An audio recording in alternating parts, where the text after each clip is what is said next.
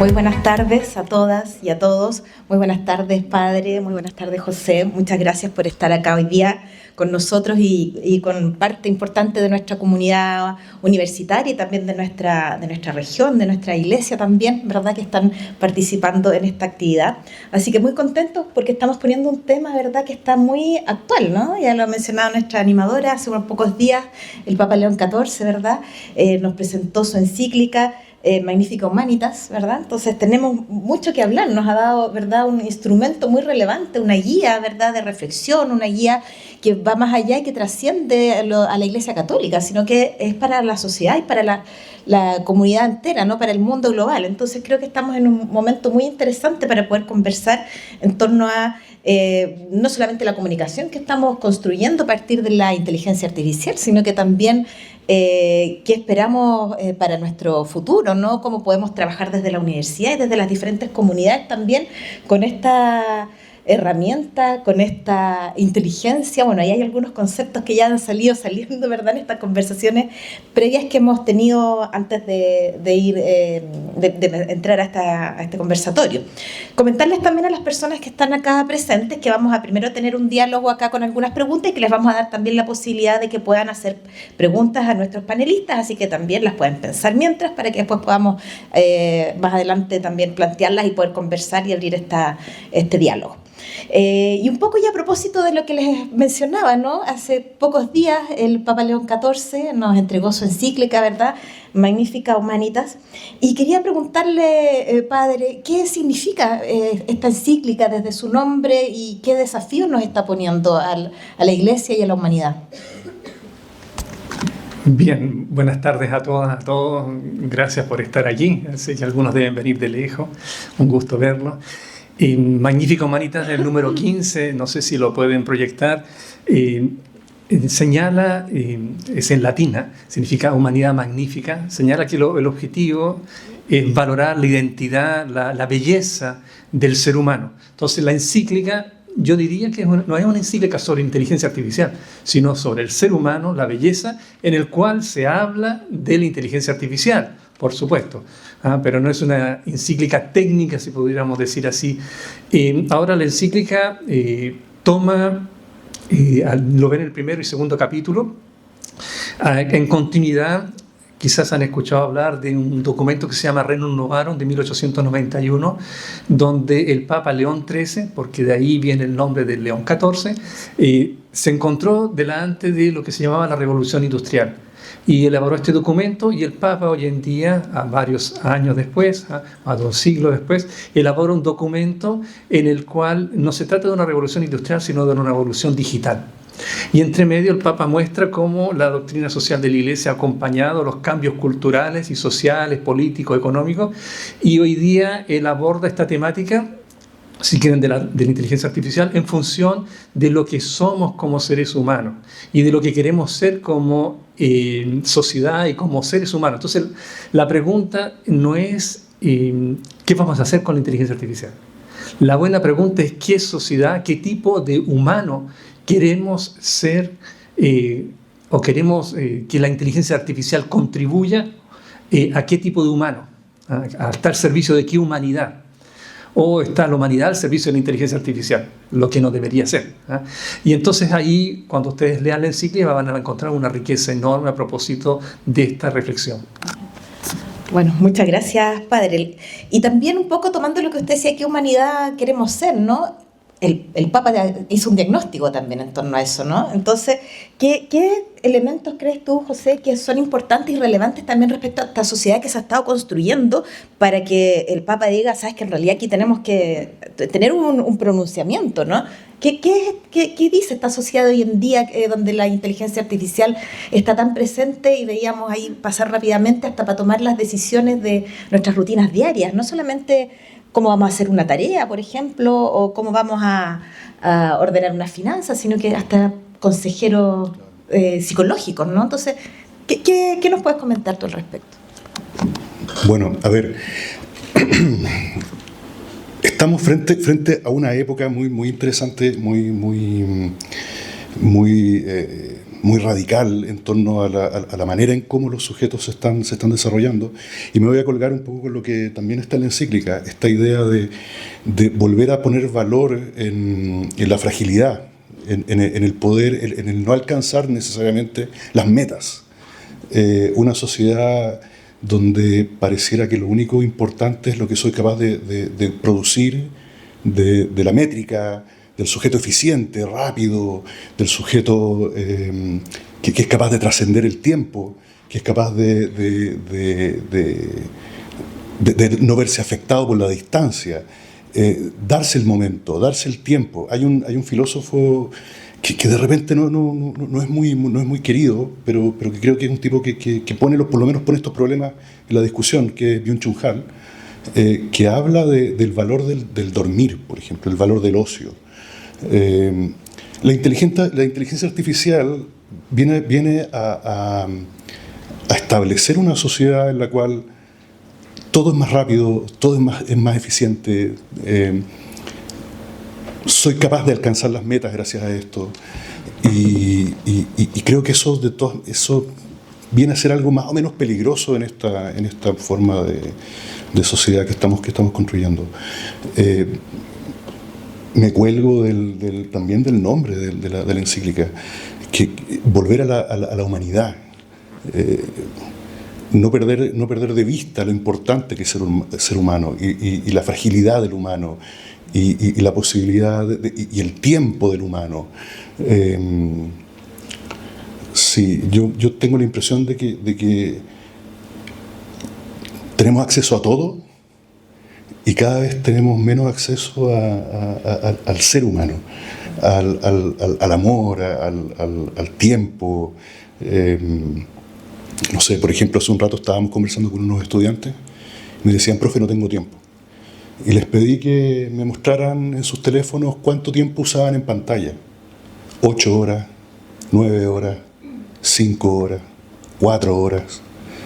Y les decía, si no tuvieran el teléfono esas 9 horas, probablemente podrías usarla, no sé, en salir, en ir al cine, en conversar, en pensar en tu futuro, etcétera, etcétera, etcétera. Interesante aquello, porque hoy en día estamos viviendo en una sociedad donde cuesta imaginarlas sin esas tecnologías, ¿no? A los jóvenes quitarles el teléfono hoy día es quitarles como, no sé, incluso su conexión con el mundo, ¿no? Cómo conversan con los amigos, cómo se informan. Entonces, es complejo. Padre, usted está en el grupo de CELAM también de inteligencia artificial. Bueno, ¿cómo se están llevando estos diálogos? Porque efectivamente también parece ser que ya no hay vuelta atrás en esto, ¿no? ¿Cómo convivimos con ello? Bien, espero que después esté disponible para ustedes. La semana pasada sacamos un libro del CELAM, el segundo, donde se habla de esta temática. Lo original de este documento es que se ve desde el punto de vista de la persona integral, si podemos decir así. La integralidad del sujeto humano es uno de los aspectos que el Papa León XIV trata. Entonces el Papa tiene una visión más global que el documento que nosotros elaboramos en América Latina, pero el nuestro tiene una visión más latinoamericana, entonces está su riqueza.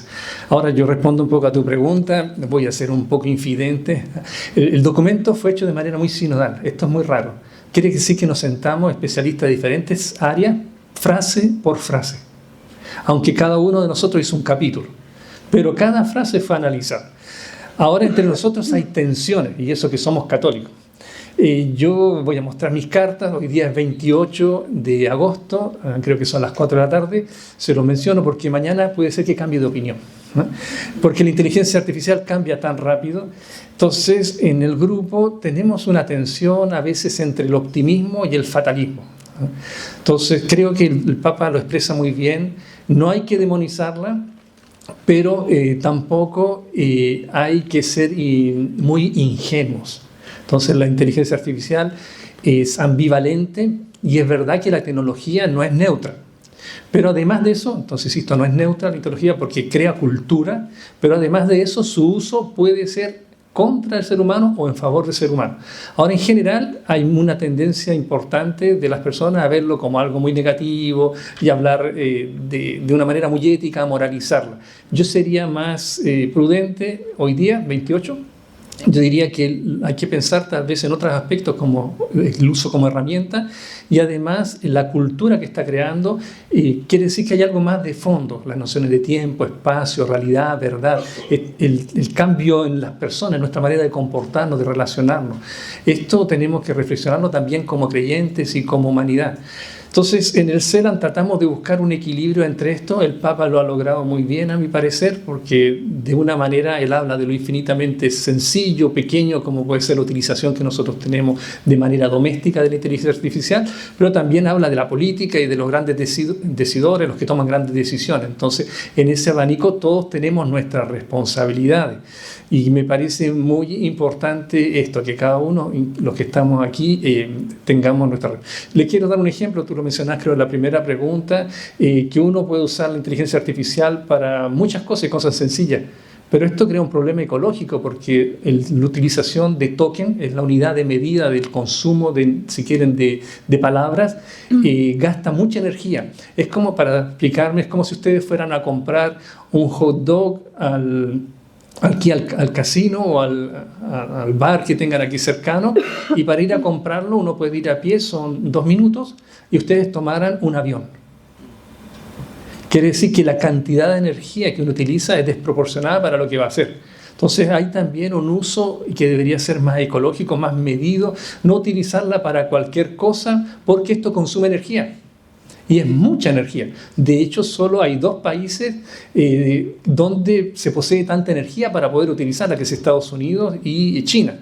Porque se necesitan grandes consumos de energía, grandes procesadores, muchos computadores, y después, si te interesa, hablaremos de la inteligencia cuántica, que cuando entra, esto es muy complejo, necesita mucha energía para poder utilizar las partículas, se necesitan temperaturas muy bajas. Entonces ya están elaborándose computadores cuánticos. Esta es otra versión muy diferente de lo que tenemos ahora, que nos llevará a lugares que no sabemos.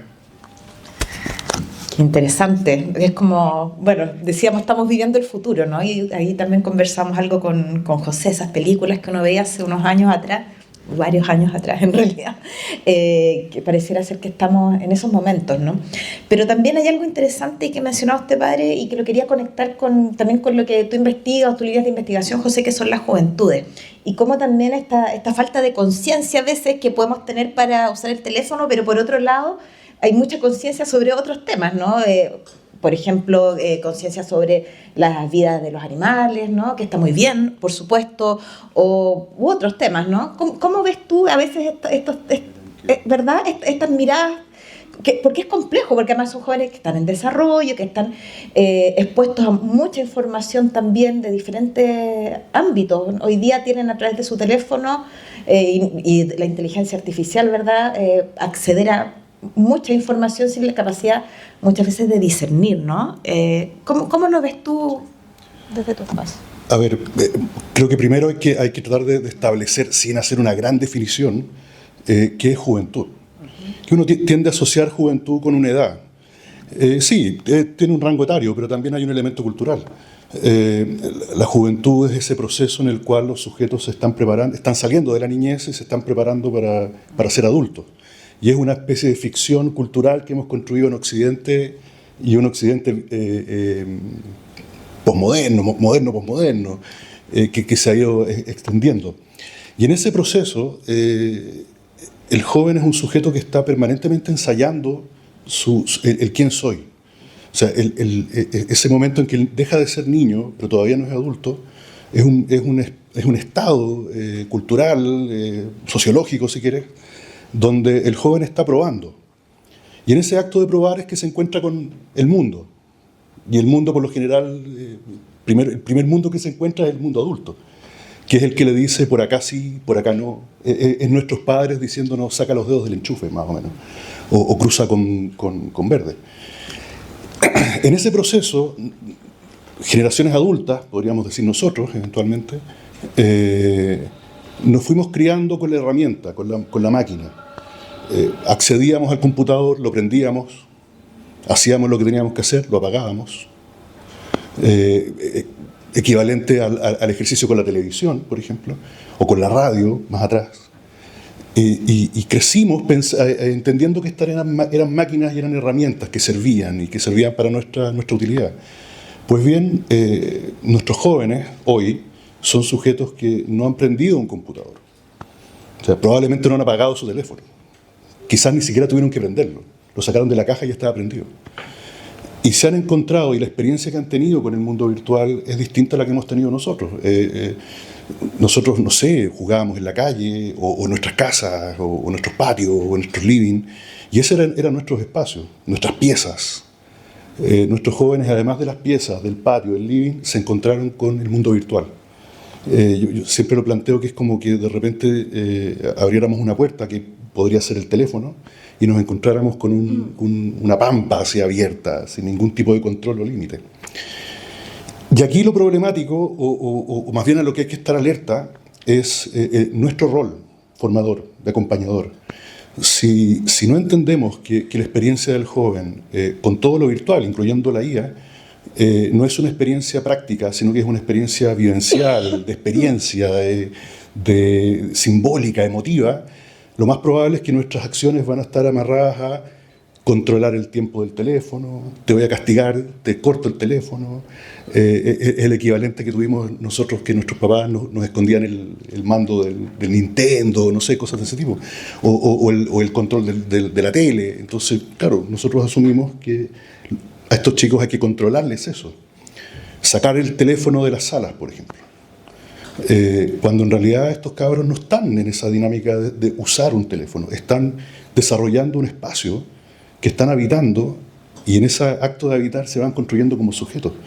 Entonces, si agregamos a esto elementos como la IA, una IA sin control, una IA sin acompañamiento, de repente puedo sonar un poco como negativo, pero más bien estoy poniendo las alertas.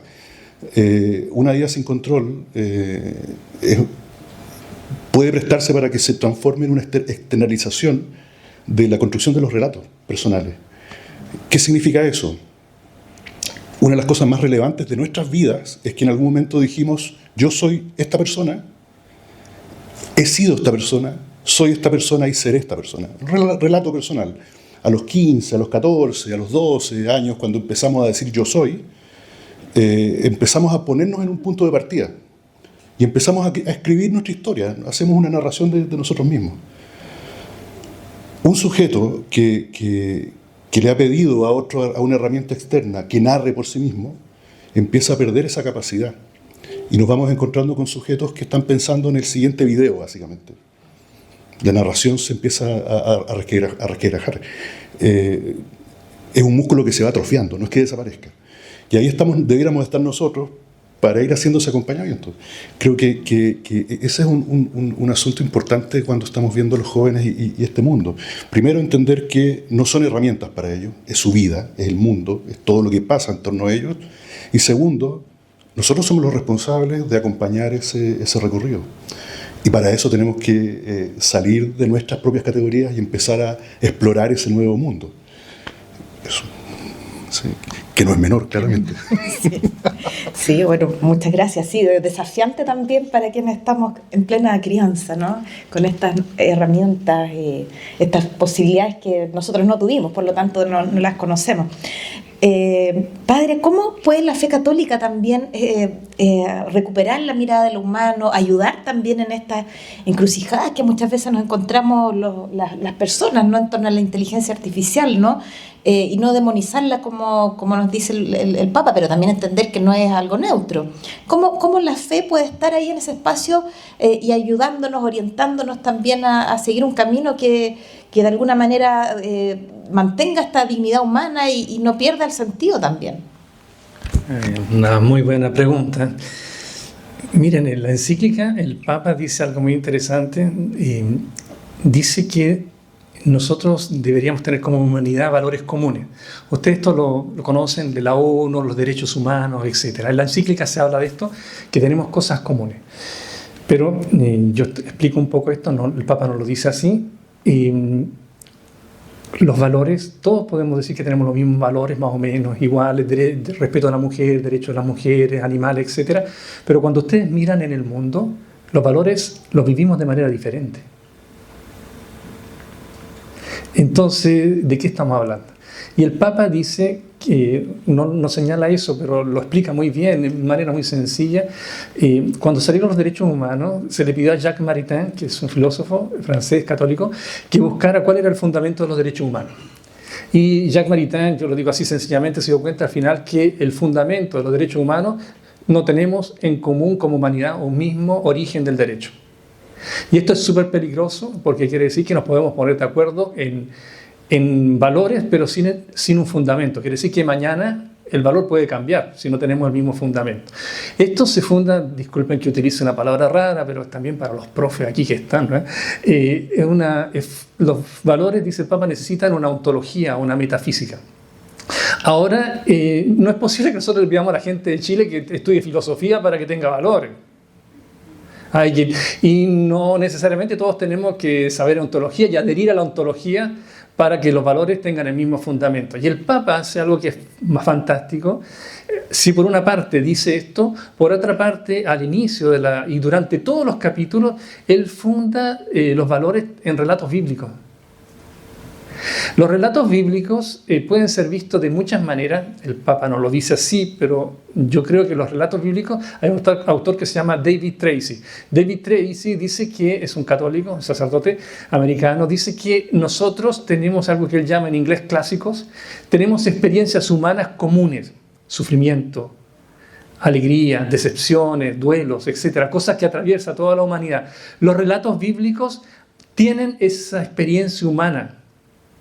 Y por eso los relatos bíblicos nos hablan, nos resuenan y nos conmueven, porque nos tocan, porque nos reconocemos en lo que le pasó a Jesús. Imaginen, Jesús lo traicionaron, nunca lo han traicionado. Nunca han tenido algo injusto ustedes. Esos relatos bíblicos hablan de experiencias que también nosotros tenemos en común. Entonces el Papa propone narrativas bíblicas no solo desde el punto de vista de la fe, por supuesto desde la vista de la fe, pero narrativas que hablan a todo el mundo. Él habla de Babel, donde nosotros, el orgullo, José hablaba de Wing Chun Han. Wing Chun Han dice que es la dictadura de lo igual. Todos queremos hablar igual, todo tiene que ser igual. Babel representa eso. Y después toma un texto de Nehemías donde se construyen los muros. Y él dice, el Papa, reconstruyamos muros. Coloquemos cada uno de ustedes, ustedes y también los gobiernos coloquen su piedra. Entonces es una encíclica que habla a través de metáforas y de imágenes y de relatos, por supuesto, revelados para nosotros, pero que hablan también a los no creyentes, de manera que todos, porque él lo dice, las personas de buena voluntad también puedan sentir que esta encíclica es para ellos y no solamente para los creyentes. Entonces es una encíclica que dialoga con personas que no necesariamente creen como nosotros. Pero recuerden que en Chile nosotros tenemos más del 70% de la gente que está en búsqueda. Y menos de 50 que son católicos. Entonces Chile no es un país de gente no creyente, es un país de gente que busca. Esto es súper prometedor. Lo que pasa es que la gente desconfía de las instituciones, por alguna razón, y todos sabemos con nombre y apellido.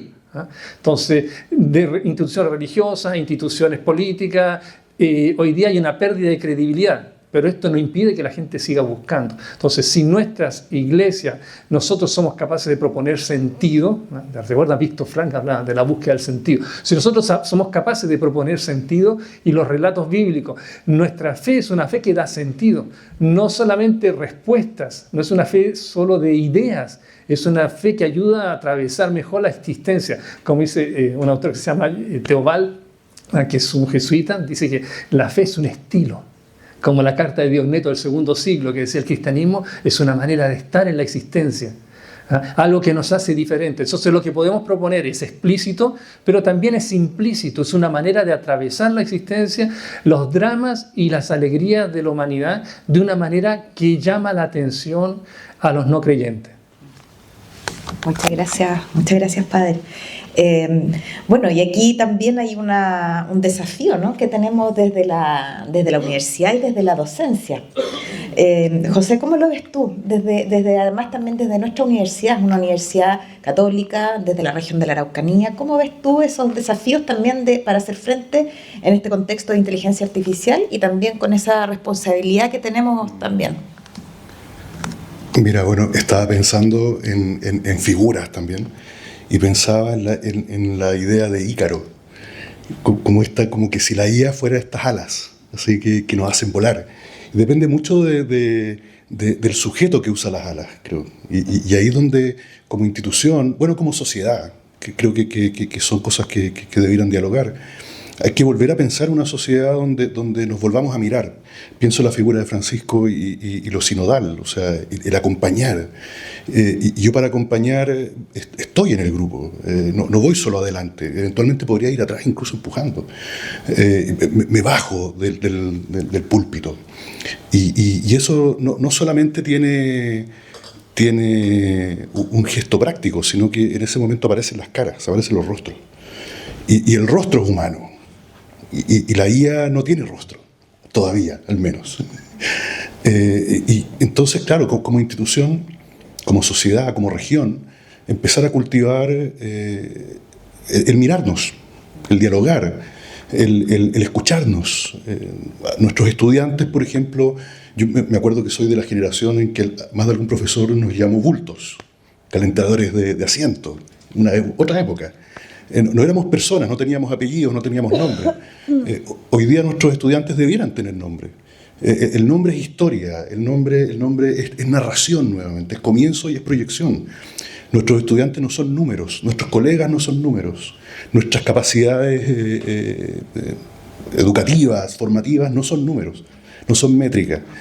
El hacha no corta brazos ni corta piernas. El hacha es un hacha. Es la persona la que lo usa para matar o para hacer madera.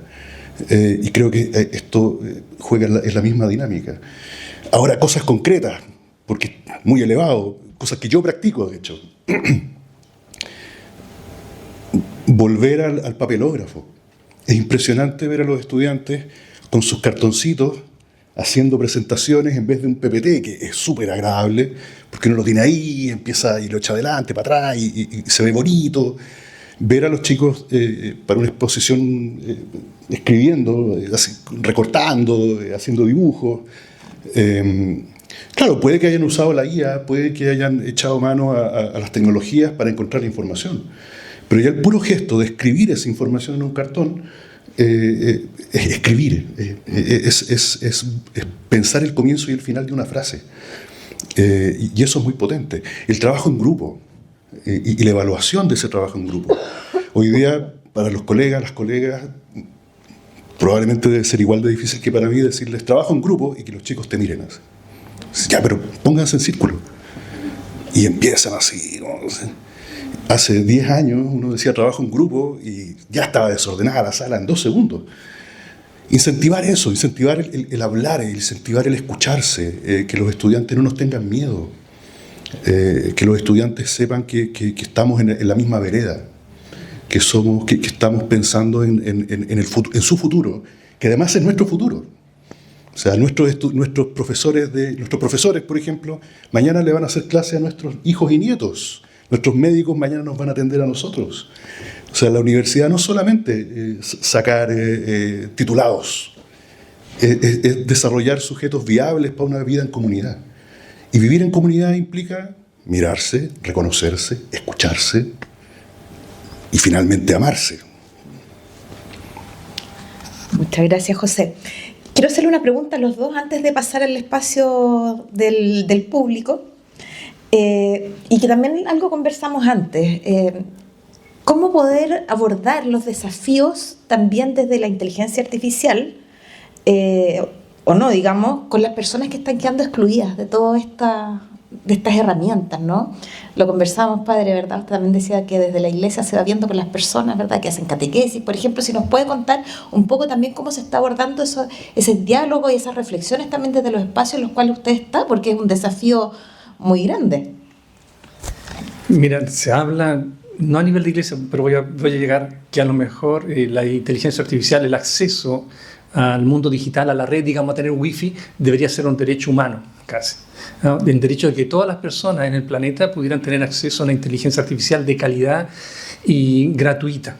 Es una conversación que hay y no sé hasta dónde nos llegará, pero de hecho Chile es el país de la América Latina probablemente el que tiene mejor conectividad y tiene el mejor internet y más barato y de mejor acceso, pero el mundo no es Chile. Entonces nosotros estamos corriendo por carriles diferentes. Hay gente, ya incluso en Chile, yo estuve con algunos profesores de religión, no voy a decir dónde, en una diócesis, en donde yo coloqué en la pantalla un código QR y una parte importante de profesores de religión no sabían usar el teléfono para descargar con un código QR un PDF. Quiere decir que estamos en un momento a nivel eclesial, pero también a nivel civil, donde la gente se está creando una distancia. No todos tenemos la misma internet, la misma alfabetización digital, si quieren. Entonces hay gente que es analfabeta, disculpen la palabra, es muy fuerte, digitalmente, y esto crea posibilidades diferentes. Mire, para ser claro, no sé si hay aquí estudiante de medicina, la imagenología de la inteligencia artificial es excelente, es extraordinaria, sabe más que un radiólogo probablemente. Ahora el radiólogo tiene un aporte humano porque él nunca va a ver todas las imágenes que vio la inteligencia artificial. No voy a entrar aquí cuál es el aporte humano de un radiólogo, pero quiero decir que si ustedes tienen acceso a un internet que tiene muy buenas imágenes, no es lo mismo que un radiólogo que no tiene esto, que un radiólogo que está en África donde no hay ni siquiera rayos X. Entonces esto, imagínense a nivel educativo. El profesor que prepara su clase con inteligencia artificial, el alumno que tiene inteligencia artificial y el profesor que no tiene, o el alumno que no tiene un buen computador o no sabe cómo hacer una ingeniería de prompt, un prompt es una instrucción, va a tener resultados mediocres o no va a tener nada. Esto sucede ya a nivel económico. Imagínense los estudiantes de economía aquí que van a trabajar en empresas que tienen grandes modelos de lenguaje o programas que permiten calcular la bolsa. Van a tener muchísimo dinero y los que salen de aquí, aunque sean los mejores, sea el premio de la universidad, el número uno, si no tiene este internet va a ser cero en comparación al otro, no se puede competir. Entonces estamos a un nivel de productividad, de competencia que es desigual, y esto está sucediendo al interior de la iglesia. ¿Qué quiero decir? Que vamos a tener cristianos, o ya los tenemos, o sacerdotes, que tienen un acceso mejor, están mejor formados y van a poder producir, van a poder tener una productividad, como tú decías, esto es bueno y malo, una calidad de la productividad también, que es mayor que alguien que no la tiene. Entonces vamos a tener gente que va a hacer su catequesis con pocos libros, y otros que tienen a su disposición el mundo entero de biblioteca. No me digan que es lo mismo. No es lo mismo un sacerdote que predica con la Biblia y las notas de la Biblia de Jerusalén, con todo el cariño que le tenemos, que un sacerdote que predica con 40 homilías, que puede leer 40 homilías a todos los domingos. Yo tengo un diácono de Estados Unidos, y a los sacerdotes que están aquí, que me manda 40 homilías más o menos del domingo para que uno se inspire cuando quiera hacer sus homilías. No es lo mismo, estamos corriendo de manera desigual. Entonces es importante una democratización, un mínimo, que todos tengamos un mínimo a nivel eclesial y a nivel de sociedad, un mínimo de acceso a esto. Por eso es importantísimo la educación, la vulgarización de esto. Por eso es importante este tipo de conferencias. No le pierdan el miedo. Si hay personas aquí que todavía no utilizan bien la inteligencia artificial, no tengan miedo. No es lo mismo que un computador, que uno se equivoca y va a desaparecer de la pantalla. Eso no es así, que voy a echar a perder el programa. No es así, la inteligencia artificial funciona de otra manera, no es un programa de computación, es un modelo de lenguaje, es otra lógica, así que no la van a echar a perder. Pruébenla, conózcanla y, como tú decías bien, disciernan. Y esto es parte del aporte humano, el discernimiento. Y el discernimiento nosotros tenemos que hacerlo con otras y otros, no solo. Muchas gracias, José. Sí, estoy completamente de acuerdo con lo que estás diciendo. Y quisiera agregar un par de aristas también que estaba pensando como complemento. Y un poco también conectando lo que decía antes, de nuestro rol de adultos formadores, tanto como formadores en la universidad como formadores en nuestro entorno. Si no empezamos a acercarnos a este mundo, si no empezamos a explorar lo que significa la IA, lo virtual, las redes sociales, estamos dejando a nuestros chicos totalmente desamparados. O sea, pensemos también que nuestra formación estuvo rodeada de instrucciones, que son las mismas que le hemos dado a nuestros jóvenes. Pues bien, tenemos pocas instrucciones para esto que no conocemos. Entonces es importante también saber de qué se trata, por un lado. Claro, no quiero, nuevamente no quiero parecer la otra cara de la moneda, como el que le tiene miedo a esto. Pero quizás también, colgándome de lo que decía Heriberto, no perder el foco de la formación, no perder el foco del ejercicio formativo. Claro, nos encontramos con una tecnología y nos parece increíble y queremos aplicarla en todas partes y parece que nos importa mucho más la aplicación de la tecnología que el hito formativo que tenemos sentado al frente. Entonces también estoy pensando desde la universidad y estoy pensando desde la relación con los que más nos necesitan hoy día, en todos los aspectos. En mi caso son estudiantes, son jóvenes, en otros aspectos será, no sé, pues, gente de la comunidad. La tecnología, toda la tecnología, ya no solo la IA, nos ayuda a mejorar esto. Pero ¿mejorar para qué? Mejorar para que el que está sentado al frente tenga una mejor experiencia. Si yo me voy a cegar y voy a decir esto es, y no sé, voy a poner todo con QR, eventualmente tengo que asumir de que el QR es una técnica fabulosa, pero hay gente que no tiene acceso a ella. Si yo lo que quiero es que esa información, ese QR que nos lleva a algún link, algún dato, algún texto, llegue a todo el mundo, tengo que pensar también en eso. Claro, estoy de acuerdo que hay que trabajar en democratizar esto. Pero mientras tanto, no podemos esperar a llegar al punto en que estemos todos alfabetizados en tecnología y no perder ese foco. O sea, es interesante, es atractivo, es llamativo tener la última tecnología en el teléfono. Mira, no sé, el PPT que hice con Notebook LM y cosas de ese tipo. Perfecto, está súper bien. No perder el hilo, no perder el foco de que ese PPT tiene que estar destinado a la formación de alguien o a entregar una información importante para alguien. Que en toda esta revolución tecnológica, y volvemos a la encíclica, no perder la humanidad, no perder lo magnífico de la humanidad. Creo que eso también como complemento. O sea, Muchas gracias, José. Bueno, ahora damos paso a las preguntas del público, así que les animamos a que puedan también hacer las consultas a nuestros panelistas, a José, a Heriberto, y ahí tenemos un micrófono también. ¿Quién se anima? Allí hay una pregunta. Súper. Vamos a ir haciendo las preguntas y respondiendo al tiro para que no perder el hilo de la consulta. Buenas tardes, Felipe Mellado, de la Dirección de Información Humana y Técnica. Muchas gracias por estas reflexiones. Hacer mi pregunta, bueno, hay un miedo a esto de la inteligencia artificial por la destrucción de empleos que van a generar en los próximos años. Pero quizás todavía no empieza la destrucción de los empleos, pero sí se han visto afectados la forma de trabajar con inteligencia artificial. Pensando en que la IA debería a nosotros facilitar el trabajo, mejorarlo, generarlo más efectivo, muchos de los empleados, funcionarios, quizás acá en esta universidad o en otra, hacen que generen más sobrecarga de trabajo.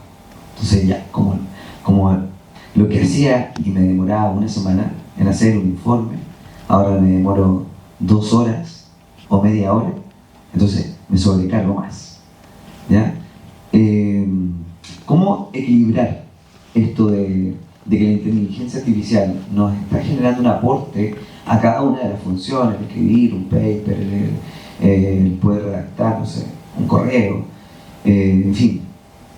Pero cómo también equilibrar también el tema del tiempo de reflexión. Eso. Muy buena la pregunta y no tengo respuesta.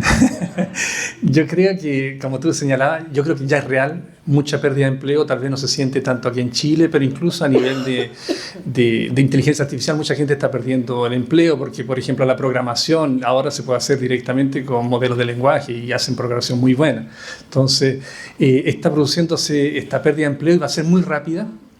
Quizás mayor que en la revolución industrial. Y esto es lo que preocupa, porque el cambio viene demasiado rápido, entonces no alcanzamos a amortizar que la gente se recicle para tener otro tipo de trabajo. A nivel de universidad esto va a significar replantearse las formaciones. Probablemente van a desaparecer carreras, no quiero decir aquí los nombres para no desanimar a los colegas, y van a tener que aparecer otras nuevas. Entonces va a significar repensar las formaciones. Probablemente va a significar también repensar la formación permanente, de manera que uno tenga habilidades para la utilización de la inteligencia artificial. Quiere decir que ahora a lo mejor no necesitamos un máster, lo que importa es que tú sepas utilizar bien una plataforma y que puedas cambiarte a la otra. Por eso algunos dicen que no importa que ustedes no manejen muy bien el chat tal o el chat otro, porque esto cambia tan rápido, lo que importa es que ustedes sean flexibles y dispuestos a ir aprendiendo. No hay que ser especialistas solo de una cosa, sino que ir a aprender a cambiar. Pero hay una tercera cosa. Entonces, la primera, la pérdida del empleo. La segunda sería esta adaptación a nuevos empleos. La tercera cosa es que se está pagando un costo humano muy grande por la inteligencia artificial. Quiere decir que las personas que entrenan la inteligencia artificial en algunos lugares del mundo, como por ejemplo África, India, son mal pagadas. Entonces se externaliza porque cuesta menos y tienen menos derechos laborales, no como nosotros aquí en Chile con leyes. Entonces, ¿qué significa? Que están expuestas. Les doy un ejemplo para que se entienda. La inteligencia artificial, cuando uno la entrena, hay que explicarle, si puedo decir así en chileno, las cosas. Entonces, la inteligencia artificial lo simplifica un poco. Les va a preguntar qué cosa es la carne. Entonces, explican qué cosa es la carne. Le va a preguntar qué cosa es la carne humana. Eso es un poco desagradable explicar qué cosa. Y les va a preguntar qué olor tiene cuando está quemada. Y después les va a preguntar qué sabor tiene. Ahora, apliquen eso, no voy a ir más lejos, aplica eso cuando ella les pide que les expliquen un abuso sexual. Esto expone a la persona que la entrena a un daño psicológico, expone a la persona en su dignidad. Son personas que no están acompañadas psicológicamente para hacer este trabajo y que quedan con heridas, mal pagadas, heridas. Bueno, y por último, la cuarta cosa es la legislación. Yo creo que hay una parte importante que depende de la legislación y lamentablemente la legislación va muy tarde y cuando salen son inadaptadas porque la inteligencia artificial cambia demasiado rápido. Entonces deberíamos tener protocolos, maneras de funcionar, leyes que fueran más ágiles y que pudieran adaptarse. Y esto cuesta mucho porque hay intereses económicos, ¿no? Sí, voy a agregar una cosa muy puntual. También estoy de acuerdo con todo. Y quizás también empezar a mirar en nuestros círculos más inmediatos. Porque efectivamente, o sea, si yo tengo acceso a la IA que me ayuda a acelerar algo que me demoraba dos semanas, o qué sé yo, y ahora me demoro medio día, y me dan ganas de hacer más cosas también, empezar primero a valorar esos procesos, por un lado, y estoy pensando en el mundo académico también, el mundo de la docencia. Nos acostumbramos a medir el resultado y dejamos de mirar el proceso. Quizás también es el momento de empezar a intervenir ahí. Claro, no responde directamente a tu pregunta, pero responde como a la pregunta a largo plazo. O sea, claro, si vamos construyendo una sociedad que solamente se preocupa del resultado y no de los procesos, desaparece el arte, desaparece la poesía, desaparecen las trayectorias, desaparecen las narrativas, y es lo que nos hace humanos, básicamente, al final de cuentas. Claro, parece algo elevado y distante, pero ¿cuántas veces nosotros, incluso en cosas pequeñas y cotidianas, estamos pensando en el resultado y no cómo llegamos a ese resultado? Quizás también empezar a evaluar eso. No es mejor el que hace más, No es mejor el que tiene las mejores notas. No es mejor el que tiene más volumen de publicaciones, por decir. Probablemente va a haber que empezar desde las universidades a ponerle más valor a ese único artículo, por ejemplo. O sea, un artículo puede cambiar la historia de la humanidad, pero ese se pierde entre los 500 que hay que estar publicando permanentemente y que lee re poca gente. Y que hoy día con la IA menos gente está leyendo, que es muy llamativo. Hace mucho tiempo que le perdimos valor o dejamos de mirar el cómo llegamos a donde estamos sentados hoy día. O sea, ese recorrido no tiene sentido. El valor de hacer el recorrido en la micro parece siempre es tiempo perdido, y eventualmente no. Escucháis un podcast, ves el paisaje. No sé, empezar a encontrar valor en esas cosas puede hacer que también tengamos otro enfoque para enfrentar esta cosa que se nos viene. O sea, que ya está acá. Eso.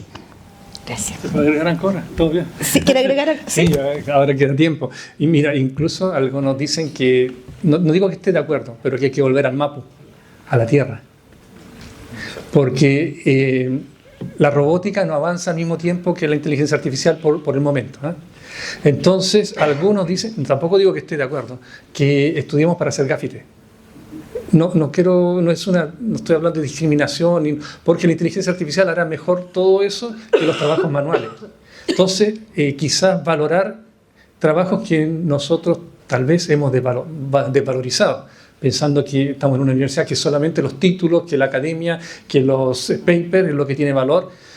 También hay otro tipo de trabajos que tienen valor, pero que deberían ser mejor pagados y que deberían ser socialmente más reconocidos. Entonces, quizás otro tipo de habilidades, otro tipo de trabajo pudieran desarrollarse. Y de hecho, la gente ya no está esperando esto. Hay algunos que ya han hecho esta opción de volver a la Tierra, otros que se han reciclado y que hacen otro tipo de trabajo, y otros que dicen, porque habrá para una élite, pero una élite muy pequeña, probablemente estamos haciendo un poco de ficción, pero quizás no tanto, una élite muy pequeña podrá todavía pensar la IA, podrá juzgarla y entender cómo funciona, pero la mayor parte de nosotros ya no entiende cómo funciona. Hay otra pregunta por ahí, ¿sí? Luis, y por allá también. Uy, 4 preguntas, ya. ¿Sí? Las hacemos brevemente para que puedan ir haciendo una pregunta y respondiendo acá. Ya. Hola, muy buenas tardes.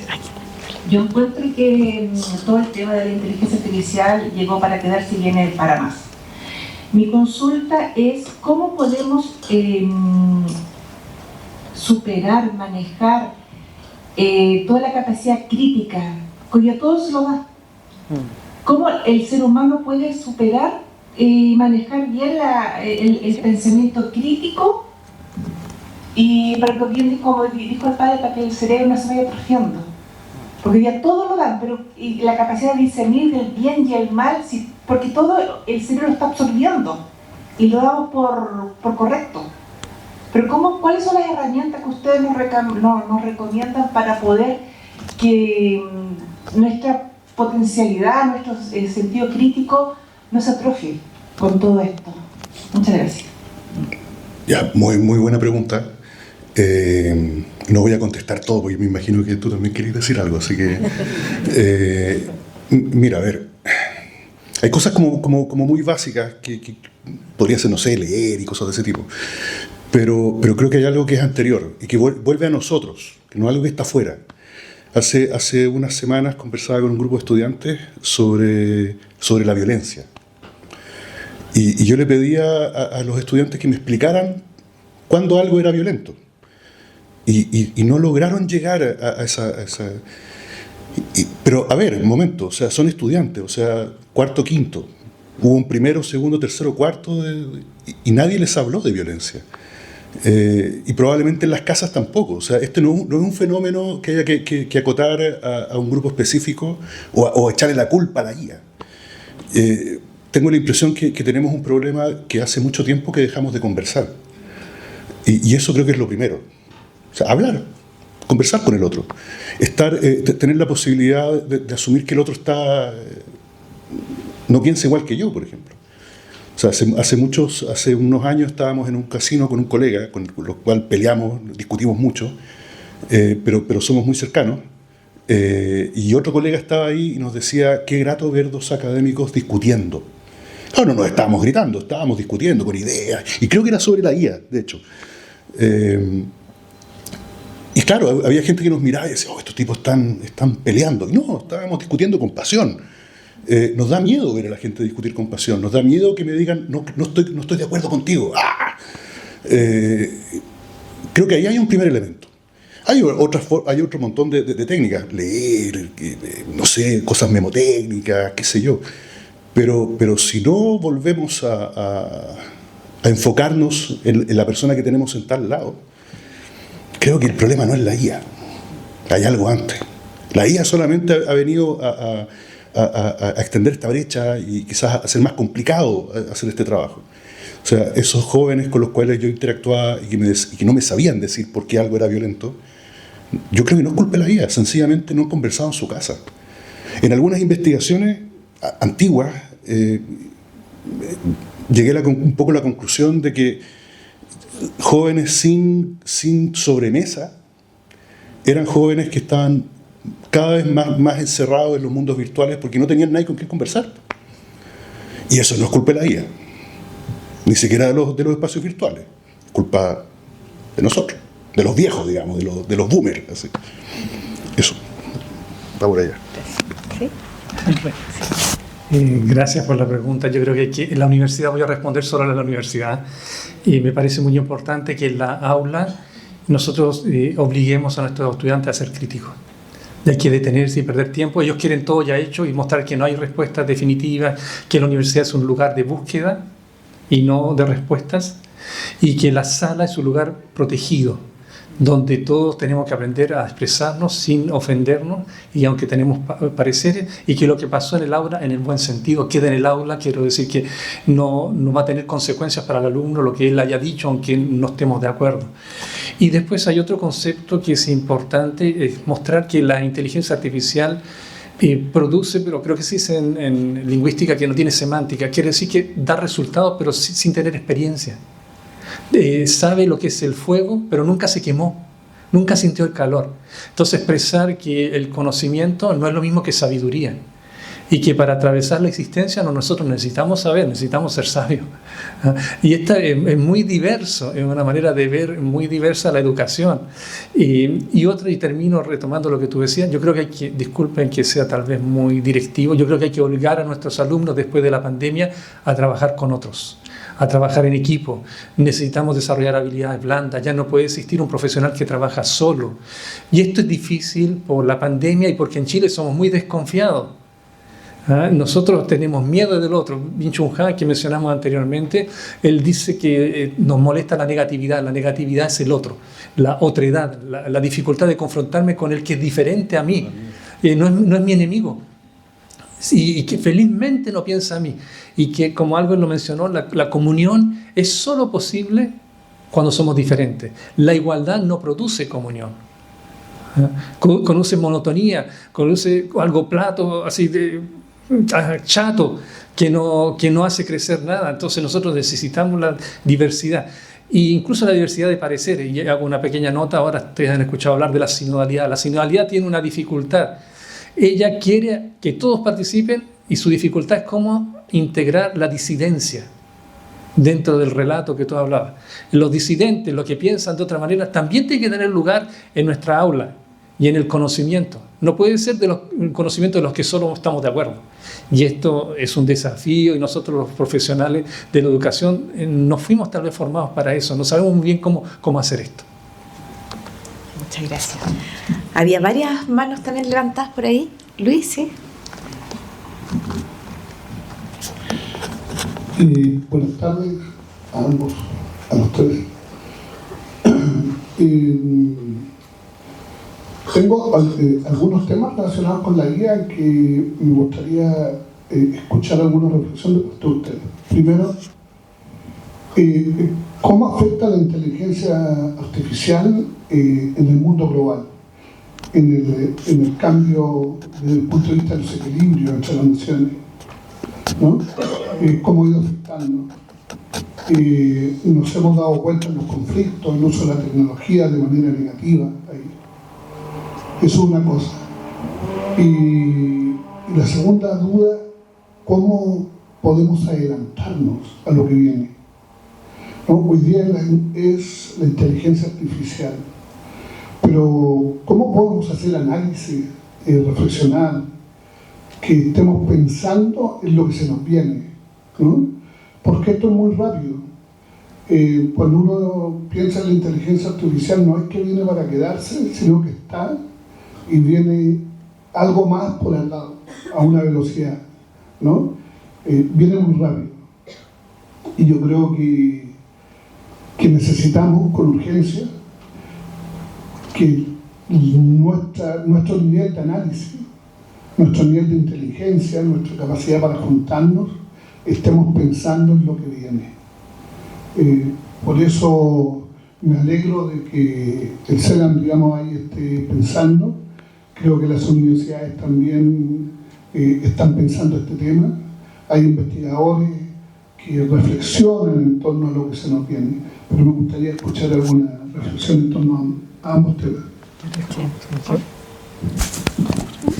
Bueno, a nivel global, por supuesto, hay una gran disproporción y en muchos casos, también lo señala el Papa, se utiliza para la guerra. No sé si pueden proyectar, hay una imagen que dice desarmar la IA. Desarmarla no es solamente a nivel de guerra, sino de la explotación del otro, de la utilización de otro. Y por eso hoy en día se cree que el que llega a la inteligencia artificial general primero, que sería como una superinteligencia si quieren, será el que va a dominar el mundo y después se va a legislar. Ahora, nosotros tenemos poco acceso a eso. Entonces los que están en esta carrera ya quedó afuera Europa porque tiene muchas reglamentaciones, se quedó fuera del juego. Entonces la reglamentación o la ausencia de reglamentación o el discutir sobre la reglamentación que hizo que con Europa, en lugares de grandes científicos, quedaron fuera de juego.